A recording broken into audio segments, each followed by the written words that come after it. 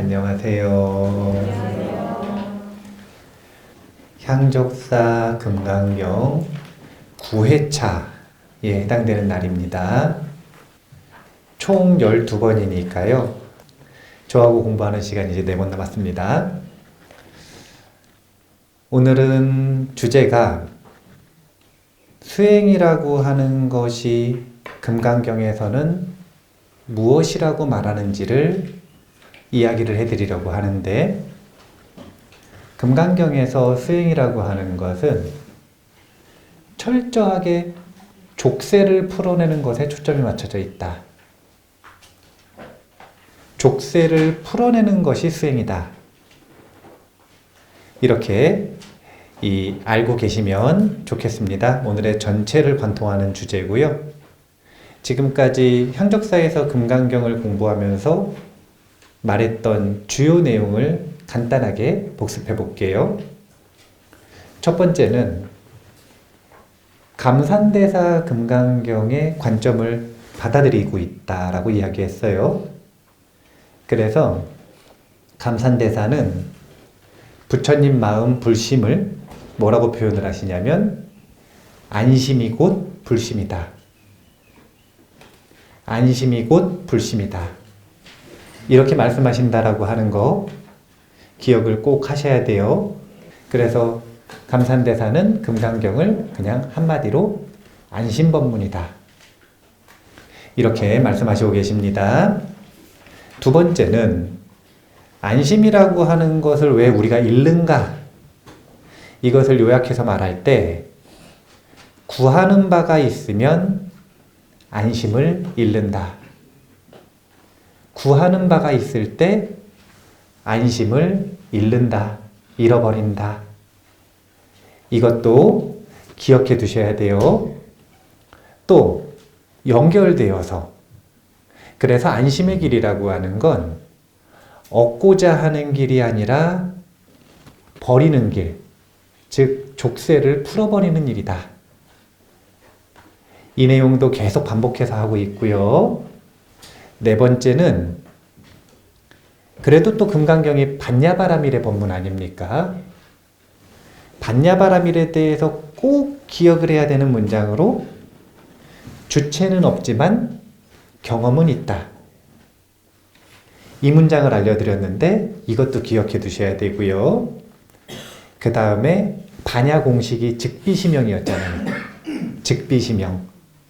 그래서 즉비의 눈으로 안심하고, 즉비의 눈이 있으면 안심합니다. 그 다음에 시명의 행으로 안락하라. 이렇게 즉비시명을 풀었을 수 있습니다. 자, 이런 내용을 지금까지 공부를 했는데 오늘 내용을 한번 들어가 볼게요. 금강경에서는 끊임없이 아기와 보살의 마음을 대비시켜서 보여줍니다. 아귀는 무엇인가를 끊임없이 얻으려고 해요. 그게 특징이에요. 보살은 열매를 얻으려고 하지 않고 뭘 하냐면 열매를 얻는 것에는 관심이 없고 끊임없이 씨앗을 심는 데만 관심이 있습니다. 이 차이가 오늘 족쇄를 풀어버리는 수행의 핵심과 아주 밀접한 관계가 있기 때문에 설명을 좀 해드리고 시작을 할게요. 설명을 하기 전에 페이지부터 한번 읽어볼까요? 204페이지 금강경 원문부터 한번 읽어볼게요. 수보리여, 그대 생각은 어떠한가? 수다원이 나는 수다원가를 얻었다고 생각하겠는가? 밑에 문장 한 문단 읽어볼까요?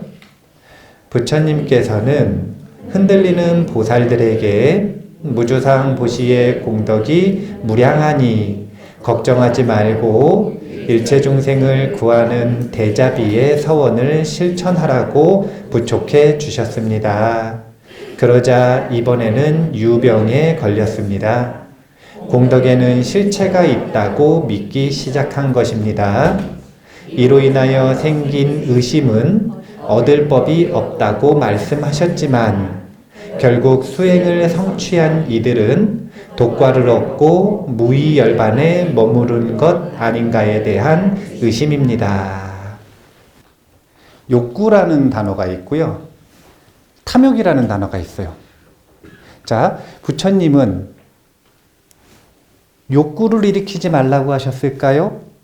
탐욕에서 멀어지라고 하셨을까요? 그러면 욕구는 어떻게 하셨을까요? 욕구는 권장하셨어. 이 두 가지를 구분을 못 하시니까 어떻게 생각을 하시냐면 자꾸 자기 마음을 죽여요. 욕구를 없애려고. 그리고 욕구가 일어나는 걸 터부시 여겨요, 자꾸. 그래서 자기 자신을 죄책감을 가지고 자꾸 바라보는 거예요. 욕구가 일어나니까. 근데 부처님은 뭐라 그러셨냐면 수행을 성취하고 싶으면 욕구를 일으켜야 된다라고 강조하셨어요. 강조. 사여의족이라고 하는 37조도품 중에 수행을 돕는 법이 있는데 사여의족 중에 1번이 용여의족이에요. 욕구를 일으켜서 그 힘으로 삼매를 성취하는 것이다. 욕구가 일어나지 않으면 행위는 없습니다. 왜 사람이 힘이 없고 무기력한가? 욕구가 없으니까. 그런데 또 탐욕은 일으키지 말라 그러셨어요. 이것을 정확하게 구분하실 줄 알아야 되거든요. 제가 알려드릴게요. 욕구라고 하는 것은 선도 아니고 악도 아니고 중립입니다. 성격이 중립이에요. 그럼 이것은 어떤 효능이 있는가? 우리가 어떤 행위를 하는 데 있어서 에너지원으로 쓰여요. 그러니까 이 욕구는 우리가 어떤 행위를 하는 걸 나아간다라고 치면 이 욕구는 뭐냐면은 주유소에서 기름 넣는 거라. 기름 넣은 거예요, 이거. 기름 안 넣으면 차가 가야 안 가요. 그러니까 욕구가 안 일어나면 행위를 못 하는 거예요. 욕구가 일어나야 동기가 있고 힘을 가지고 행위를 이어갈 수 있습니다. 그런데 이것이 탐욕으로 변질된다라고 하는 건 이런 공식이에요. 욕구가 있고 여기에 뭐가 섞이냐면 우치라고 하는 어리석음이 섞입니다. 이게 도대체 무슨 말이냐? 우치 중에서도 어리석음 중에서도 어떤 어리석음이 있냐면 인과에 대한 어리석음이 섞여요. 이게 도대체 무슨 말이냐? 자, 봐보세요. 원하는 게 무엇인가? 자, 어떤 학생이 무엇을 원하냐면 대학 가기를 원하고 있어요. 또는 시험 합격하기를 원하고 있어요. 자, 이런 욕구는 건강한 욕구인가요? 건강하지 않은 욕구인가요? 건강한 욕구지. 왜냐하면 학생에게는 이게 본분사니까. 그 본분사를 이루려면 이런 욕구가 있어야 돼요. 없으면 못해요. 공부를 못하는 거예요. 그런데 이 욕구에 어떤 어리석음이 섞이면 탐욕이라고 하는가? 자, 원하는 건 대학 가는 거예요. 그러면 대학 가는 걸 원해야 돼요? 공부를 해야 돼요? 대학 가고 싶은 마음이 났어요. 시험에 합격하고 싶은 마음이 났어요. 그럼 욕구를 충전했잖아요. 그럼 계속 주유소에서 기름만 넣어야 돼요? 아니면 가야 돼요? 이게 인과죠. 근데 이게 없는 거라. 원하는 마음은 계속 있는데 그 결과를 얻기 위한 인을 행하지 않는 거예요. 이런 건 무슨 마음이라 그러냐면 도둑놈심보라 그래. 그러니까 한마디로 탐욕은 도둑놈심보를 탐욕이라 그러는 거예요. 자, 도둑놈심보라는 건 무슨 말이냐면은 공부를 이만큼 하고 결과는 이만큼 얻기를 바라는 거. 공부는 하나도 안 하고 결과는 이만큼 얻기를 바라는 거.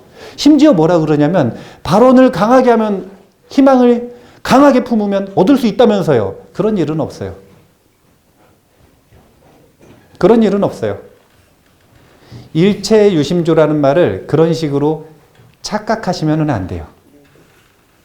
일체유심조라는 말, 원하는 것이 현실화된다는 말은 그 과정에 원하는 것에 인을 심고 그 과정을 충분히 견디고 노력하는 과정이 포함되어 있는 말입니다. 원하니까 하겠죠. 탐욕은 욕구에 우치가 섞여 있는 말이다. 그러면 욕구 말고, 탐욕 말고 또 이런 단어도 있습니다.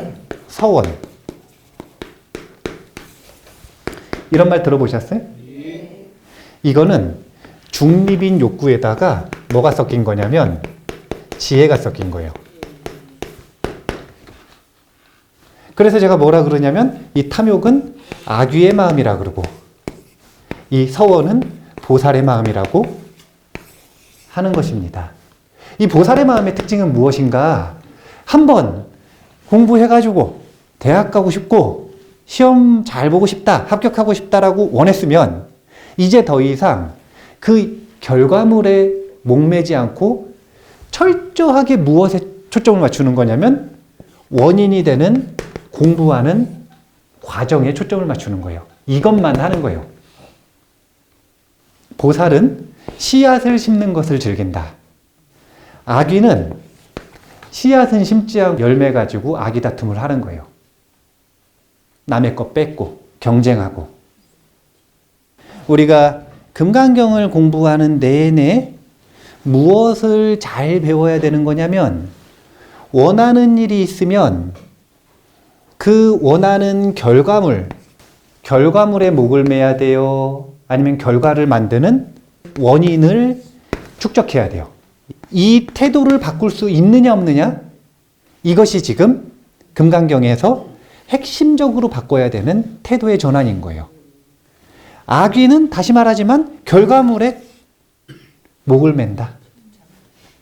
보살은 그 원인이 되는 인과를 분명하게 봐서 그 원인을 축적한다. 자, 이 이야기를 하고 이 이야기를 오늘 2시간 내내 설명을 해드릴 거예요. 법구경의 개송 하나를 소개해 드리겠습니다. 제가 읽을게요. 어떤 이는 모태에 들고 악행을 한 자는 지옥에 태어난다. 선행을 한 이는 천상에 오르고 번뇌가 다한 이는 빠리니 빠나 열반에 든다.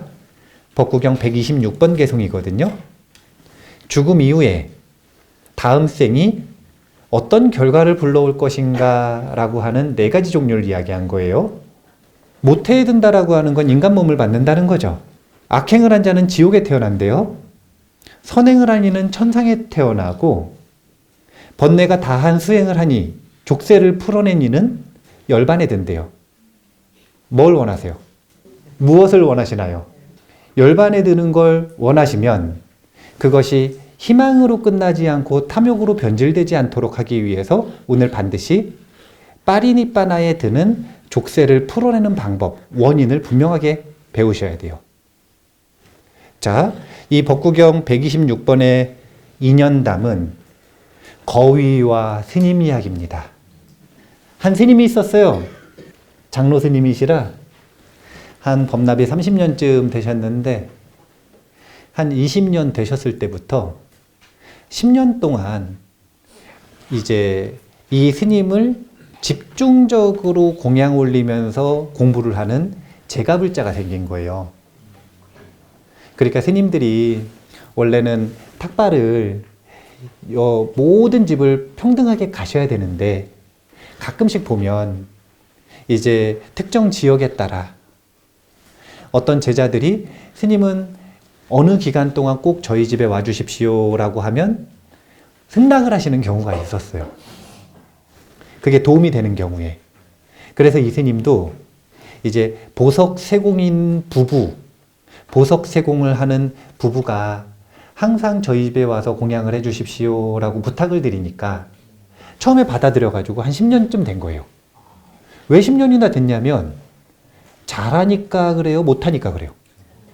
잘한다는 게 맛있는 거 준다는 거예요? 아니면은 삶을 불자답게 잘 살고 수행을 잘했다는 이야기예요? 전자겠어요? 후자겠어요? 네, 맛있는 걸 줄 거면은 왕궁을 갔겠죠. 왕궁 뷔페가 최고거든요. 왕궁을 갔겠죠. 이 보석 세공 부부가 스님을 지극정성으로 공양하고 너무 공부를 열심히 하는 거예요. 그래서 삶이 너무 착해졌어. 그런데 어느 날 이 보석 세공 부부 그 중에 남편이 이제 스님 오신다고 하니까 음식을 하려고 고기를 이렇게 손을 보고 있었는데, 고기를 다듬고 있었는데 손에 피가 묻어 있었어요. 근데 파세나디 대왕이 그때 당시에 두 나라의 아주 큰 대왕 중에 한 명이거든요. 파세나디 대왕이 이 보석 세공인이 세공 솜씨가 너무 뛰어나다 그러니까 진짜 자기가 아끼는 보석을 세공을 맡긴 거라. 그래가지고 신하가 와가지고 진짜 이만한 보석을 주고 가는데 그 보석을 피 묻은 손으로 일단 받았어요. 급하니까. 그래가지고 피 묻은 손으로 받고 스님이 여기 공양 받으시려고 그 집 안에 딱 앉아 계시는데 그 앞에 식탁 있잖아요. 거기다가 보석을 탁 놓고 간 거예요. 그런데 애완 거위를 키우고 있었거든요. 근데 그 거위가 피냄새가 나니까 자기 먹인 줄 알고 그 보석을 먹어버린 거라. 근데 이 보석 세공인이 손 딱 닦고 이제 와가지고 스님한테 공양 올리려고 나왔는데 보석이 없어진 거예요. 이 자리엔 누구밖에 없었어요?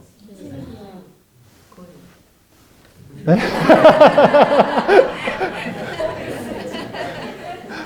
아니, 스님밖에 없잖아요. 그러니까 무슨 생각이 드는 거냐면 스님이 가져갔나 보다. 이 생각이 딱 든 거예요. 그래가지고 부인한테 얘기를 했어요. 부인, 스님이 보석을 가져갔나 보라고. 이거 어떡하냐고. 부인은 절대 아니라고 얘기를 하는 거예요. 왜냐하면 우리가 스님을 10년째 뵀는데 10년 동안 작은 계율이라도 한 번이라도 어기는 걸 우리가 본 적이 있느냐.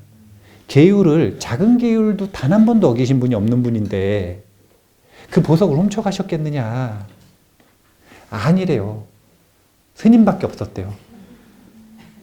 근데 문제는 뭐냐면 그 보석 사라지면 파세나디 대왕이 폭군이라. 부처님 제자인데 부처님한테 신심이 있는데 부처님한테도 막 덤벼요. 마음에 안 맞으면 부처님한테도 막 덤비는 폭군이거든요. 그랬다가 잘못했다고 막 울고 막 잘못했다고 막 참여하고 약간 그런 다혈질 있잖아요. 그런 이미지예요.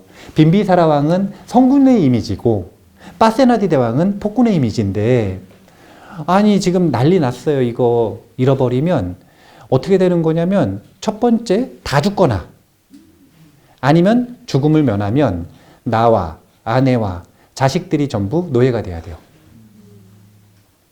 이거 못 찾으면 큰일 나는 거예요. 죽거나 노예가 되는 거예요. 부인은 계속 말리는 거예요. 스님이 절대로 아니니까 그 스님 의심하지 말라고. 우리가 차라리 노예가 되는 게 낫다고. 못 찾으면 우리가 노예가 되고 말지 스님을 의심하지 말라고. 근데 마음속에 한번 의심이 생기잖아요. 그러면 끊임없이 이 생각은 옳다라고 하는 자기 나름대로의 합리적인 근거들이 생깁니다. 온갖 생각들이 다 나는 거예요. 그래서 스님한테 갔어요. 스님, 보석 내놓으세요. 그러니까 스님이 저는 보석을 가져가지 않았습니다. 아니 스님, 스님밖에 안 계셨는데 보석이 어디로 갑니까? 내놓으세요. 저는 보석을 가져가지 않았습니다. 그러니까 몽둥이를 가져왔어요. 그리고 몽둥이로 스님을 때리기 시작을 해요. 때리다 보면 흥분하잖아요. 머리를 막 내리치는데 스님이 말을 안 하고 피를 뚝뚝뚝뚝 흘리니까 거위가 와가지고 피 먹으려다가 휘두르는 몽둥이에 맞았어요. 그래가지고 거위가 옆으로 툭 쓰러져가지고 죽었거든요.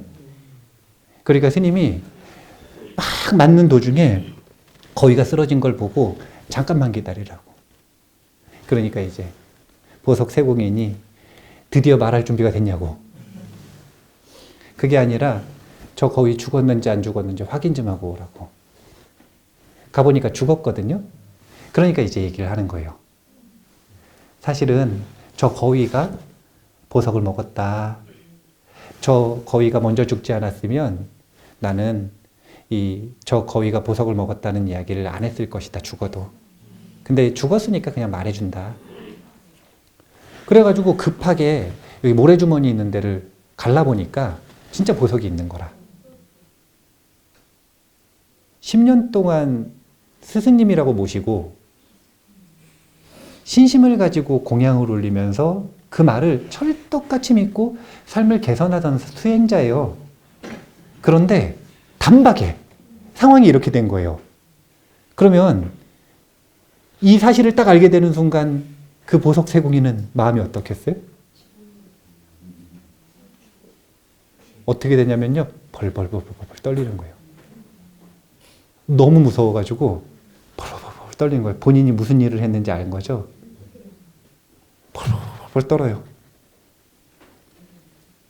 그러니까 스님한테 스님 제발 저를 용서해 주십시오. 그러니까 스님이 해주시는 이야기가 이것은 당신의 죄도 아니고 나의 죄도 아니고 내가 전생에 쌓았던 살업을 지금 나는 과보를 받는 것이다. 그러니까 당신에게는 내가 원망하는 마음이 없다. 걱정하지 말아라. 그러니까 벌벌 떨면서 그러면 용서해 주신다는 뜻으로 앞으로도 저희 집에 오셔가지고 공양을 좀 해주시라고. 그러니까 스님이 하시는 이야기가 내가 전생의 과보, 살생의 업을 지금 이렇게 받은 것은 내가 어리석은 선택 때문에 지금 이런 과보를 받는 것이다. 그것이 무엇이냐면 평등하게 여러 제가불자들에게 탁발공양을 가는 것이 아니라 한 집에서 공양을 받았기 때문에 내가 지금 이런 과보를 받은 것이기 때문에 나는 앞으로 살아생전에 어느 집 처마 안에도 들어가지 않을 것이다. 나는 앞으로 그렇게 살겠다 하고 일주일 뒤에 돌아가세요. 후유증으로. 이 이야기를 왜 하는가? 법구경 개송이 어떤 이는 모태에 들고, 이게 누구냐면 부인은 모태에 들었어요. 왜냐하면 스님에 대해서 의심하는 마음이 없었기 때문에. 악행을 하는 자는 지옥에 태어난다. 원망하는 마음은 없으셨지만 그 행위가 선행은 아니잖아요. 분명한 악행이기 때문에 지옥에 태어났죠. 선행을 한 이는 천상에 오르고 번뇌가 다한 이는 빠리니빠나에 든다 라고 해서 이 장로 스님은 빠리니빠나에 드셨는데, 그런데 사로잡힌다라고 하는 게 무엇인지 제가 이야기를 해드리고 싶어서 이 이야기를 했습니다. 이 문장을 하나 기억해 두실 필요가 있어요. 왜 사람들하고 관계를 맺고 살다 보면 크게 실망하는 경우가 있어요. 저 사람이 저런 사람이 아닌데 왜 갑자기 저렇게 됐을까? 그럼 무슨 생각이 드냐면 온갖 착한 척은 다 하더니 저게 본 모습인가? 아주 몰상식하고 비상식적이고 폭력적이고 그런 모습을 보일 때가 있거든요. 그럼 막 실망을 하잖아요. 그래서 지금까지 위선이었나? 뭐 이런 의심을 하죠. 그럴 거 없어요. 중생은요, 언제든지 번뇌에 사로잡힐 수 있고요. 족쇄를 풀기 전에는. 그리고 번뇌에 사로잡히면 모든 중생은 괴물이 된다. 그 사람이 원래 안 착한 게 아니라 원래 착한 사람도 번뇌에 사로잡히면 어떻게 되는가? 괴물이 된다. 이걸 알고 계셔야 다른 사람한테 크게 기대도 안 하고 실망도 안 할 수가 있어요. 어떤 사람이 엄청 착해요. 근데 화가 나니까 괴물이 돼버렸어요. 어떤 게 그 사람의 본 모습입니까? 둘 다예요. 둘 다예요. 중생은 그냥 어떤 성격이 있는 거냐면 번뇌에 종종 시시때때로 자주 사로잡히고, 그리고 번뇌에 사로잡히면 얼마나 강력하게 사로잡혔느냐에 따라 몰상식해지기도 하고 괴물이 되기도 하고. 이게 중생 마음의 본질입니다. 그래서 그런 모습을 보실 때마다 항상 경계하셔야 돼요. 내가 번뇌에 사로잡히면 저런 모습을 타인들에게 보이겠구나. 그게 나의 거울이거든요. 자, 족쇄를 푸는 것이 수행의 전부다. 이게 금강경의 법문입니다. 지금 이 거위를 키우던 보석 세공이는 10년 동안 공부를 했는데 족쇄를 풀었을까요? 못 풀었을까요? 못 풀었겠죠. 그러니까 10년 공부가 한순간에 도로아미타불이 되는 거예요. 그렇기 때문에 족쇄를 풀어내지 않으면 절대로 자신에 대해서 안심하면 안 돼요. 언제든지 자신의 공부가 무너질 수 있다. 팔품과 마음가짐, 페이지 211페이지. 왜 우리가 어디에 사로잡히는가를 보여드릴 건데, 중간에 보면 두 번째 문단에 금강경의 안심법문은 구하는 바가 안심을 깨트린다고 말합니다. 이렇게 되어 있죠. 자, 저 문장을 도대체 왜 썼느냐? 많은 분들이 헷갈려 해요. 구하는 바가 있으면 어떻게 된다면 안심이 깨져버린다 이렇게 말하니까 그럼 구하는 바가 없어야겠네요. 자꾸 이렇게 생각한단 말이에요. 그래서 이 문장을 정확하게 해석해드리기 위해 욕구와 탐욕과 선을 알려드린 겁니다. 자, 구하는 바가 있다, 안심을 깬다, 이것은 욕구를 일으키거나 서원을 일으키는 상태를 말하는 게 아닙니다. 뭐냐면 그 욕구가 탐욕으로 변질됐을 때 안심은 깨진다.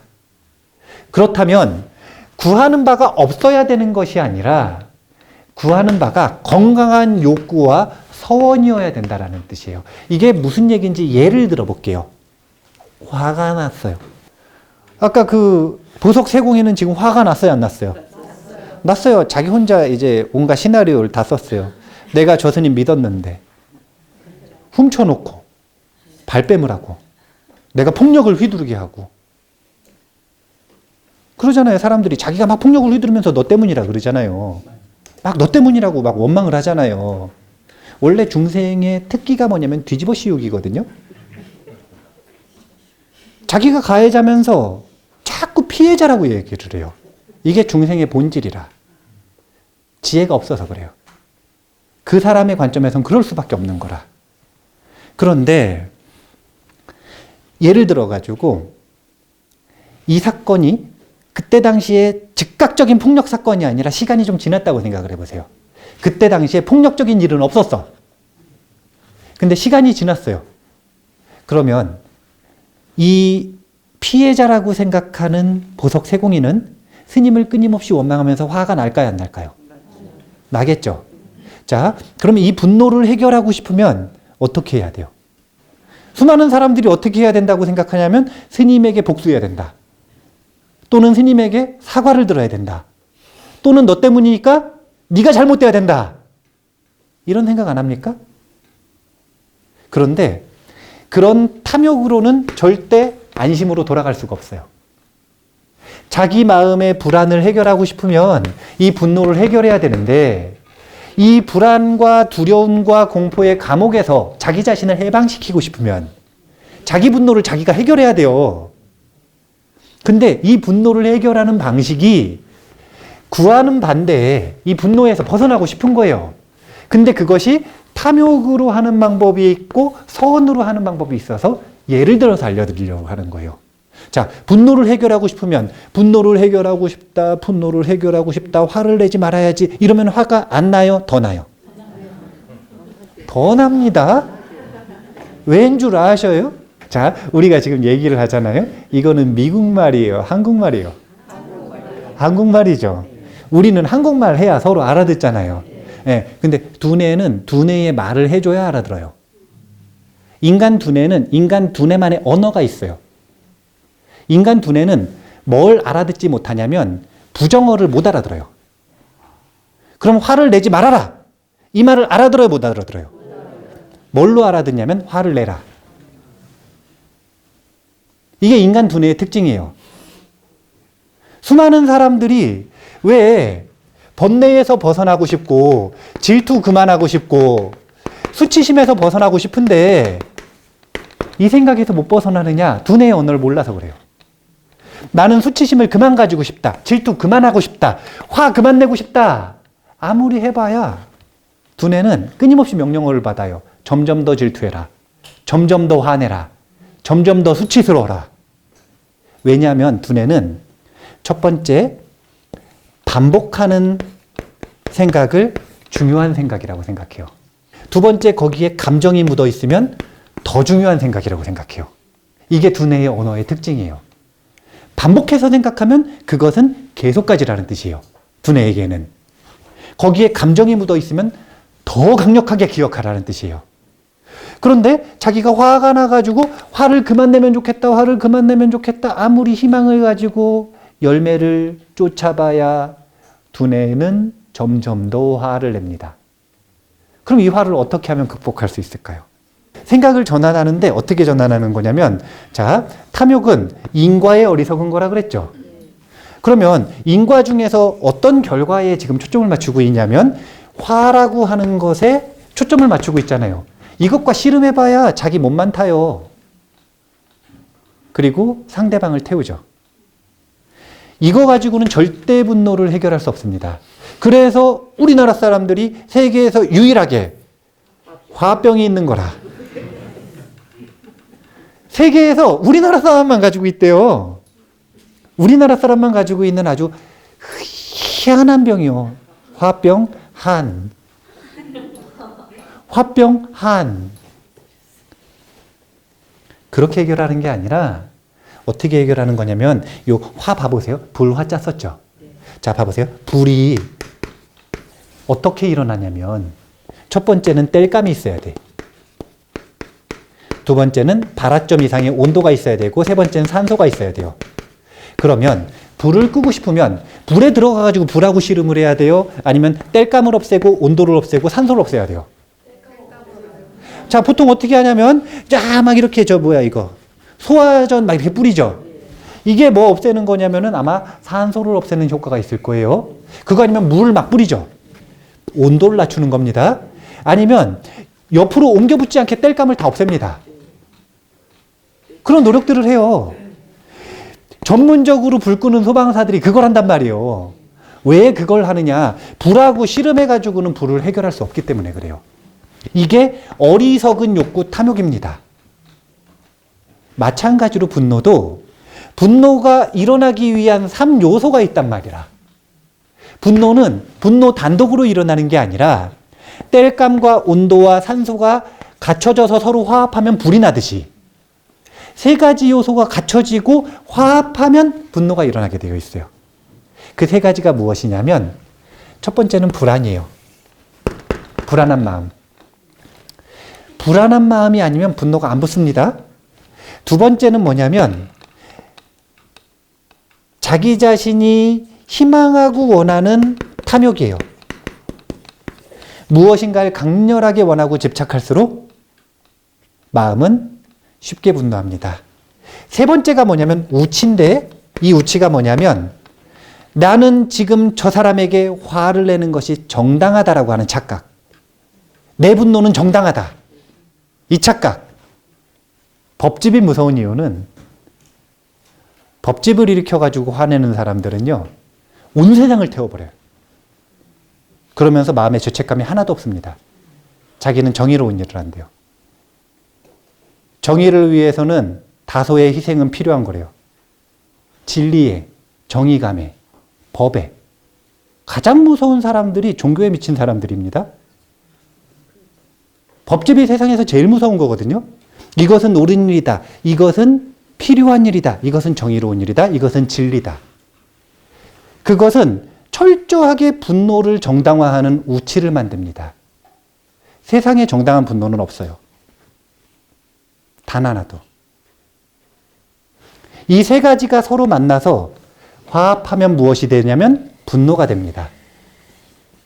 그러면 분노를 다스리고 싶으면 분노에 주목해야 돼요? 아니면 불안을 다스리고 자신의 견해를 바꾸고 탐욕을 다스려야 돼요? 이걸 가지고 해결하려고 하면 지혜로운 노력이에요. 그래서 이거는 서원이라고 하고 욕구라고 하고 안심을 깨트리지 않는다. 그런데 분노를 가지고 씨름하면 점점 더 불안해지죠. 절대로 해결 못합니다. 절대로. 그래서 10살 때 화났던 거 80이 돼도 해결이 안 되는 거예요. 80이 되면 옅어지고 해결이 돼요? 아니면 더 화가 나요? 보통 더 화가 나죠. 왜냐하면 해결 안 된 감정은 썩거든요. 썩어버려요. 마음 안에서. 그래서 분노가 해결 안 되고 점점 고름처럼 썩어버린 걸 한이라 그러는 거라. 그 한이라고 하는 재료에 온갖 편집적인 생각들과 오해들과 온갖 감정들이 다 묶여 있어요. 굉장히 복잡한 심리가 돼버려요. 그래서 풀기가 되게 어려워요. 분노는 해결하기가 너무너무 쉽거든요. 분노 해결하는 거 진짜 쉬워요. 어떻게 하면 되냐면요. 가만히 90초만 있으면 돼요. 아니 그냥 가만히 90초만 있으면 돼요. 90초라는 게 뭐냐면 화를 바라보면서 화를 증폭시키지 않고 화를 없애려고 피하고 도망가지 않고 그냥 화를 경험하면서 깨어있는 마음으로 90초만 있으면 분노는 자연 수명이 90초라. 그런데 그걸 못해가지고 평생 가지고 가는 거예요. 분노를 모르니까, 분노라고 하는 것에 대한 인과를 모르니까 이런 일이 벌어지는 겁니다. 그래서 구하는 바가 있으면 안심이 깨진다. 이게 절대로 욕구가 없어야 된다라는 말이 아니다. 욕구를 가지고 올바른 인과의 지혜를 가지고 결과에 목매지 말고 그 원인을 초점 맞춰서 축적해 나아가서 쌓아가면 안심한 채도 얻을 걸 다 얻는다니까요. 불안하지 않고 원하는 걸 얻어요. 아니 꼭 원하는 걸 얻고 성공하고 그 다음 뭐 건강해지고 관계가 좋아지고 사업에 성공하고 또 돈을 많이 벌고 이럴 때 꼭 불안해야 돼요? 모든 사람들이 그렇다고 생각하세요? 그거 아니에요. 구하는 바가 많은 사람들 중에서도 안심한 채 구하는 바를 얼마든지 얻는 사람들이 있습니다. 이 사람들은 무엇의 전문가냐면 자기 마음의 매뉴얼을 분명하게 아는 자기 마음의 전문가예요. 그런 이들이 바로 금강경에서는 선남자, 선녀인들이죠. 팔풍에 휘둘린다. 그게 무엇인지 한번 보겠습니다. 211페이지에 세 번째 문단 같이 읽어볼게요. 범부는 대부분의 시간을 경계의 마음을 사로잡힌 채 방일하게 살아갑니다. 특히 범부들이 사로잡히기 쉬운 경계를 바람에 비유하여 팔풍으로 정리하기도 합니다. 팔풍 취부동이란 팔풍이 불어도 흔들리지 않는 안심수행을 말하는데 팔풍이란 이익과 손해, 명예와 불명예, 칭찬과 비난, 그리고 즐거움과 고통입니다. 팔풍에 휘둘리지 않는 일을 금강경에서 무엇이라고 하는가? 성인이라고 한다. 팔풍에 휘둘려서 제자리를 못 찾고 정신 못 차리는 이런 이들을 범부라고 한다. 그래서 그 보석세공이는 팔풍 중에 무엇에 흔들린 거냐면 이익과 손해 그리고 즐거움과 고통에 휘둘린 겁니다. 자기가 휘둘린지도 모르게. 그래서 자기가 그러고 있다는 걸 모르니까 점점 괴물이 되어버린 거예요. 팔풍을 왜 알려드렸는가? 꼭 기억을 하셔야 돼요.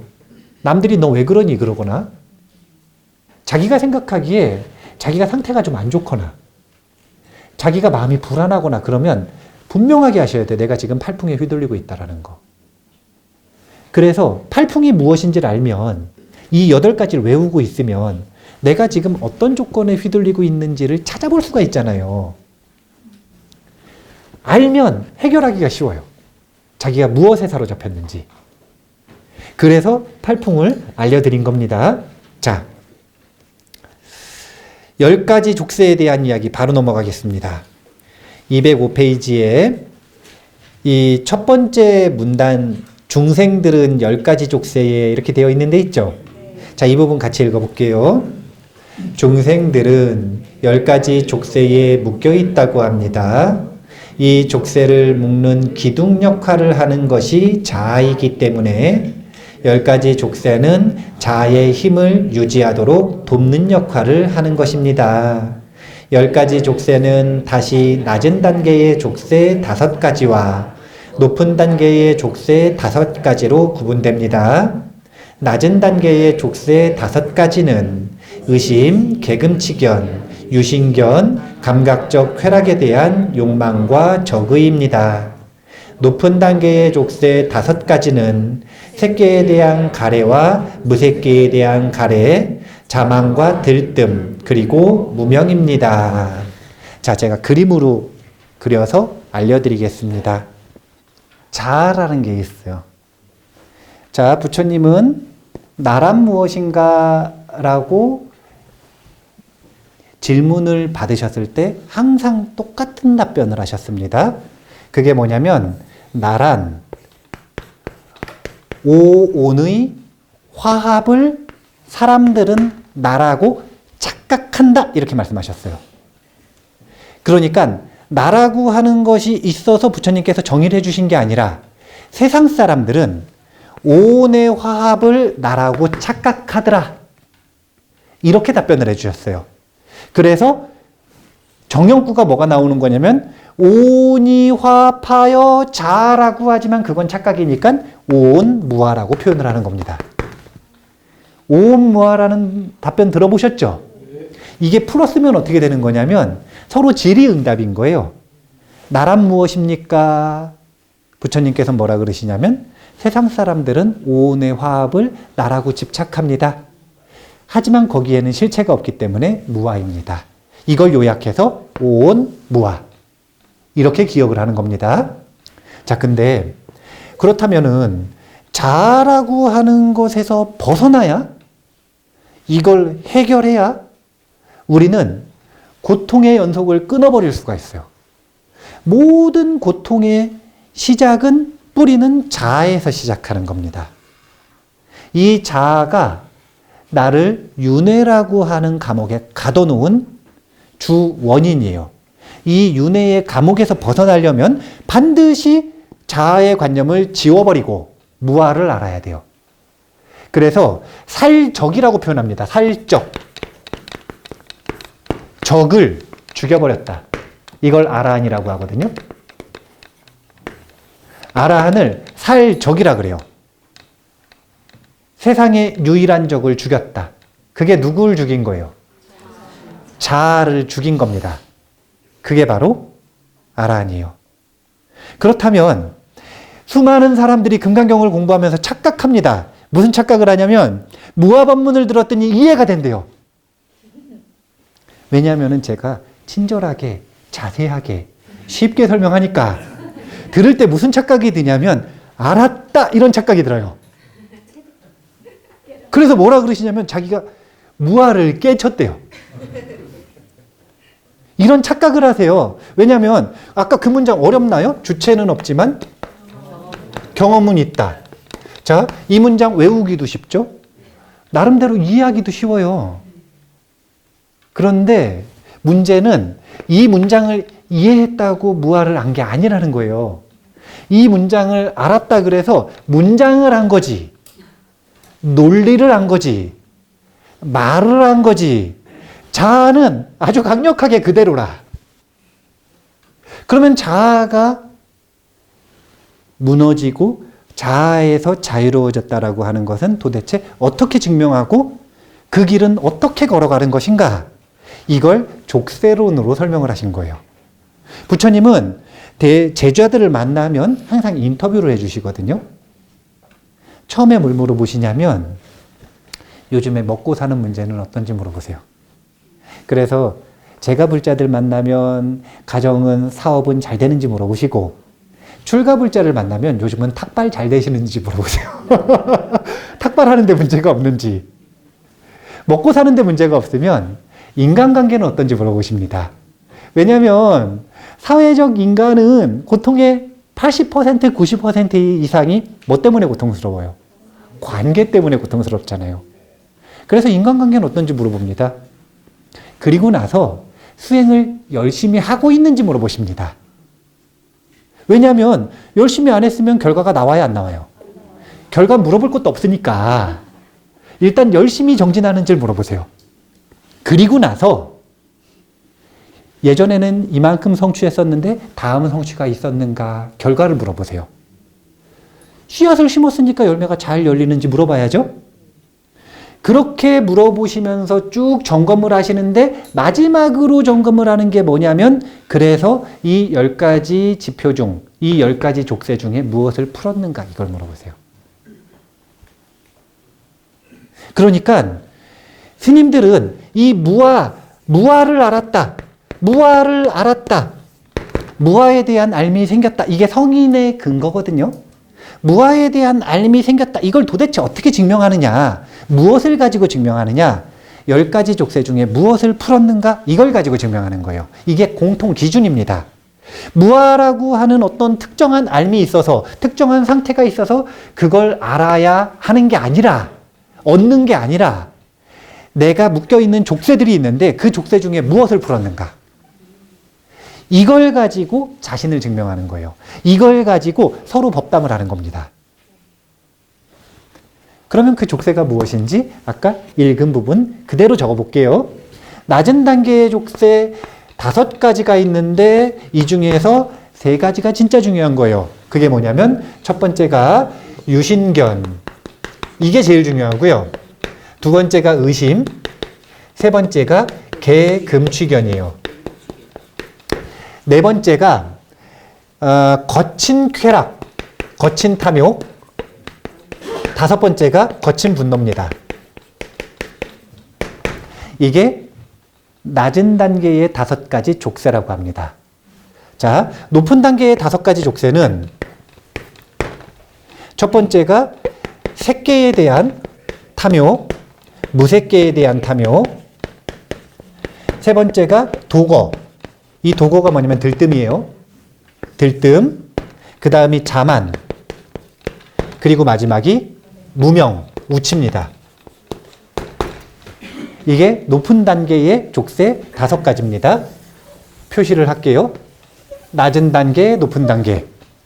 자, 하나하나가 어떻게 수다원과 사다함과 아나함과 아라함까지는 다음 시간에 설명할 거고, 지금은 뭘 아셔야 되냐면 이 자아라고 하는 게 무엇에 의해서 유지되고 있는지를 분명하게 지금 눈으로 확인하셔야 돼요.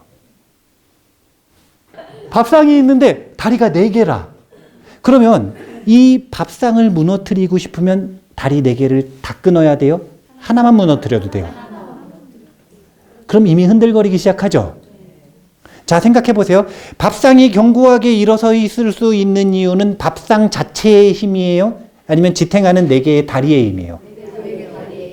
자아를 유지하고 있는 10개의 다리가 이거라. 하나 무너져도 자아는 흔들리기 시작해요. 그리고 자아가 이 정도만 족쇄를 풀어도 무너져 내리기 시작합니다. 그러면 높은 단계의 족쇄는 왜 남아있는 거냐? 아직 엎어져 있어도 자아라. 그래서 미세한 남은 것들을 처리하는 게 마지막 아라한의 일인 거예요. 자아라는 게 도대체 무엇에 의해서 형성되는가, 무엇을 조건으로 유지되고 있는가, 이걸 분명하게 알아야 돼요. 마치 뭐와 똑같은 거냐면 분노를 해결하고 싶으면 불안을 해결해야 되고, 정당하다라고 하는 착각을 해결해야 되고, 그리고 내가 분명히 지금 무엇인가를 강력하게 원하고 있다. 이걸 찾아야 돼요. 이 중에서 하나만 무너뜨려도요, 분노는 꺼집니다. 땔감 하나만 빼도 더 이상 안 타잖아요. 화가. 산소만 사라져도 안 타요. 온도만 떨어뜨려도 안 탄다니까요. 셋 다 없앨 필요도 없어요. 대신 잠재적으로 언제든지 그 하나가 더해질 때 또 탈 수 있죠.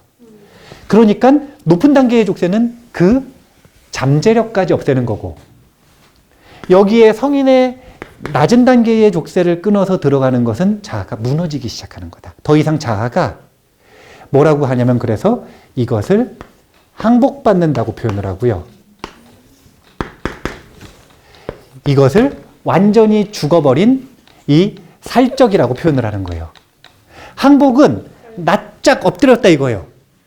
활동을 못하고 이쯤 되면 자아가 납작 엎드려서 숨어버립니다. 안 그러면 죽으니까. 그런데 아라한이 되면 완전히 자아가 죽어버리는 거예요. 더 이상. 불식까지 사라져버리는 겁니다. 이거 반드시 하셔야 돼요. 자아는 무아를 알았거나 이해했거나 논문을 쓰거나 책을 쓰거나 그랬다 그래가지고 없어지는 게 절대 아닙니다. 유신견이 옅어지고 의심이 사라지고 개금치견에서 벗어나고 탐욕이 줄어들고 분노에서 자유로워지고 그리고 색계, 무색계에 대한 미세한 탐욕, 마음의 흔들림, 도거, 비교하는 비교심리와 자만, 그리고 마지막 자의식, 생존 본능까지 뛰어넘을 때 이때 자아는 사라지는 거예요. 자아는 절대로 말로 사라지지 않습니다. 자아는 절대로 말로 사라지지 않아요. 오직 개금치견, 의심, 유신견 이게 전부 다 대부분이 뭐냐면 견해는 하나밖에 없어요. 뭐만 견해냐면 요 유신견하고 개금치견만 견해예요. 근데 이 유신견도 견해라고 말하기도 하고 아니라고 말하기도 하기 때문에 하나라고 얘기하는 거예요. 나머지는 전부 다 감정과 감각들입니다. 생각에서 벗어나는 건 쉬운 거라 뭐가 진짜 어렵냐면 감정 다루기가 진짜 어렵고요. 그 다음에 감각의 한계에서 벗어나는 게 정말 어려운 거예요. 근데 그 모든 것들의 한계에서 벗어나 있는 존재를 자아가 사라진 살적 아라한이라고 한다. 본인이 아라한인지 아닌지는 어떻게 증명하는 것이냐면 이걸 가지고 증명하는 거예요.